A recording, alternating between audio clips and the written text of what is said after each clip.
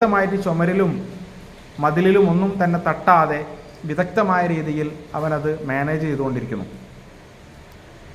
ഞാനതൊന്ന് ട്രൈ ചെയ്ത് നോക്കിയ സമയത്ത് എനിക്ക് സത്യം പറഞ്ഞാൽ അത് മാനേജ് ചെയ്യാൻ കഴിയുന്നേ ഇല്ല.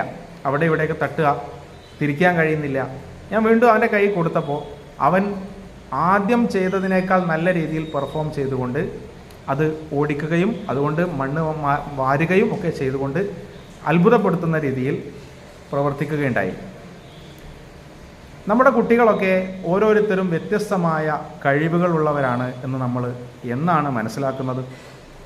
SSLC പരീക്ഷ കഴിഞ്ഞു, മാർക്ക് കുറഞ്ഞതിൻ്റെ പേരിൽ, റിസൾട്ട് വന്ന് മാർക്ക് കുറഞ്ഞതിൻ്റെ പേരിൽ പിതാവ് ശാസിച്ചപ്പോൾ കുട്ടി ആത്മഹത്യക്ക് ശ്രമിക്കുകയും പിന്നീട് ആ കുട്ടി ഹോസ്പിറ്റലിൽ വെച്ച് മരണപ്പെടുകയും ചെയ്യുന്ന അവസ്ഥ ഈ പ്രാവശ്യവും നമ്മൾ കണ്ടു. എന്നാണ് നമ്മൾക്ക് ബോധം വരുന്നത്?